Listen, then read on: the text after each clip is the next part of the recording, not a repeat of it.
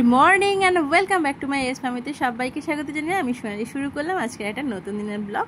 আর এই ব্লগটা না খুবই ছোট একটা, প্রথমেই জানিয়ে রাখি পুরো ব্লগটা দেখো, আর যদি ভালো লেগে থাকে কোথাও তাহলে একটা লাইক করে দিও। তো চলো, আজকের ব্লগটা একটু লেট আসছে, এটা মঙ্গলবারের ব্লগ। আর এই দিন ছিল আমাদের রান্না পুজোর একটা নিমন্ত্রণ আমার ননদের বাড়িতে। তবে প্রথমে বলে রাখি, ওদের বাড়িতে এই পুজোটা বিশাল বড় করে হতো, কিন্তু গত বছর যেহেতু ওর শাশুড়ি মারা গেছে আর একজন যাও মারা গেছে, সেই জন্য এবছর ওদের অসুচ কেটে যাওয়ার পরে ওরা পুজোটা করছে, কিন্তু খুব মানে ছোট করে করছে, যে যার ঘরেই করছে।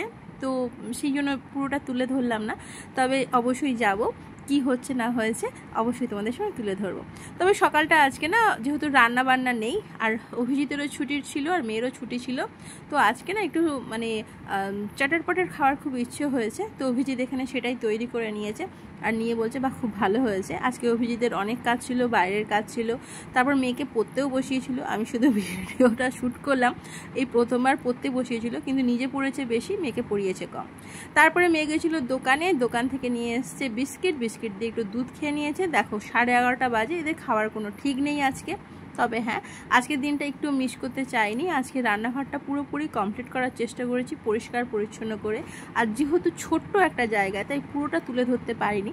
তবে অভিজিৎ ছিল, মানে অভিজিৎ এই কাজটাতে আমাকে হেল্প করে বলে আমি পারি, কারণ যেহেতু জায়গাটা অনেক রিস্কি জায়গা আর আমার চেহারা ভারী, তো সেই জন্য অভিজিৎ ছাড়া ওখানে উঠতে পারে না, তাই অভিজিৎ থাকলে আমি কাজটা করি। আর পুজো তো সামনে এসেই যাচ্ছে, তো কাজটা দরকার। এপাশের দিকে মেয়ে একটা কিছু বললো দোকানে কি হয়েছে, আর দেখো এখানে কাদের পার্সেল অর্ডার ছিল এসেছে, আমারও আছে, আমি দেখছিলাম আমাদের আছে কি না। তো চলো, রোদ প্রচুর বেরিয়েছে, পরের দিন আগের দিন প্রচুর বৃষ্টি হয়েছে, পরের দিন যেরকম রোদ বেরোবে কেউ ভাবতেই পারেনি। আর এই শাড়িগুলো না মেয়ে আর আমার স্টুডেন্ট পরে গণেশ পুজোর প্রোগ্রাম করেছিল, তাই একটু রোদে দিয়ে নিয়েছি। আর এই পাশের দিকে আমার মানে ওই যে ছোবড়া বলে না ধুনো দেওয়ার, ওগুলো একটু গরম করে নিচ্ছি, কেমন সেতিয়ে গেছে বর্ষাকালে। আর প্রচুর পরিমাণে আমি আজকে কেচে নিয়েছি, কারণ 2 দিন না 3 দিন আমি কোনো রকম কিছু কাচতে পারিনি সেরকম, তাই জন্য কেচে নিয়েছি। আর বিভৎস রোদ বেরিয়েছে। তো চলো, অভিজিতের এপাশে টাইলস তো পরিষ্কার হয়ে মুছে নিয়েছে, একদম ক্লিন অ্যান্ড ক্লিয়ার করে নিয়েছে। আমি কৌটো সব পরিষ্কার করে নিয়েছি, কিন্তু যেহেতু হাতটা মানে নোংরা ছিল, সেরকম ভিডিও শ্যুট করতে মনেও নেই আর করেও হয়ে ওঠেনি। আর এপাশে শুকনোগুলো তুলে দিয়েছি, আর মেয়ে এখানে পরে নিচ্ছে কিছু কিছু জিনিস।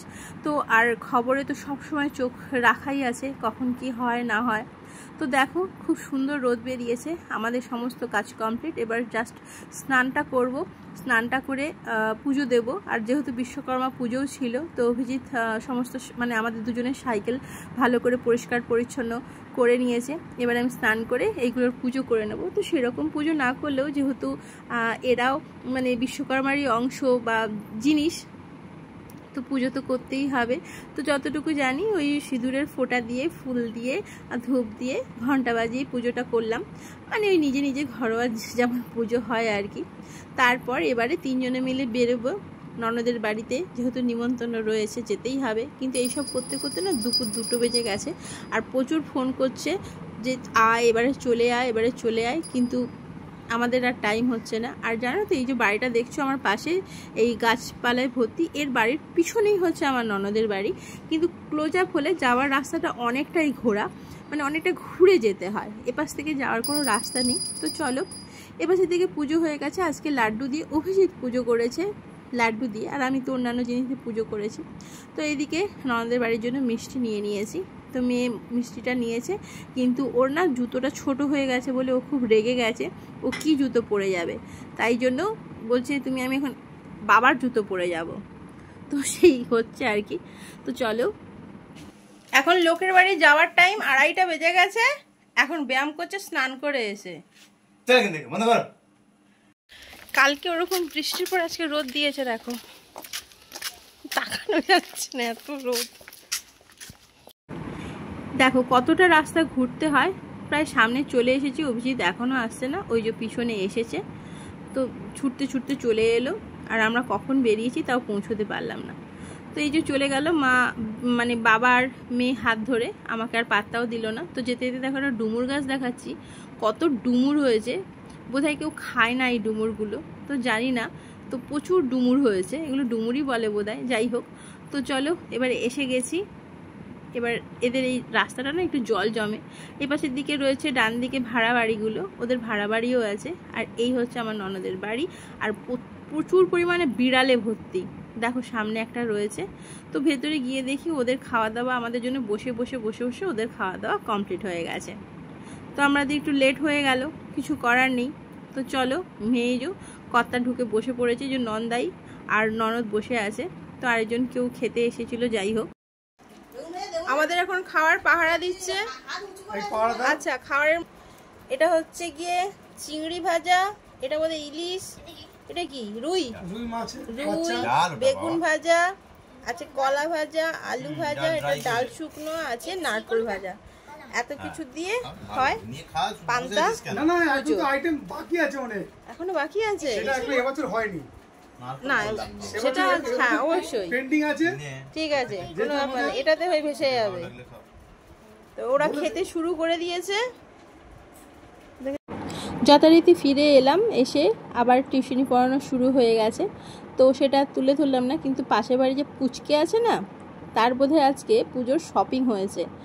আর এই যে পুজোর শপিংয়ের পর কাউকে যে জামা দেখানোর জিনিসটা না, দেখা বা দেখানো দুটোই আমার ফেভারিট। আমিও এখনও পর্যন্ত কিছু কিনলে সবার সঙ্গে শেয়ার করতে খুব ভালো লাগে, সে কম দামি হোক, বেশি দামিই হোক, সুন্দর হোক আর খারাপ হোক, নতুনই। ঠিক এই পুচকেটার মধ্যেও সেই জিনিসটা দেখলাম, আমাকে আর আমার মেয়েকে দেখাতে এসছে, সবাই মিলে ওকে সবার জামা মানে ওর জামা দেখছে সবাই।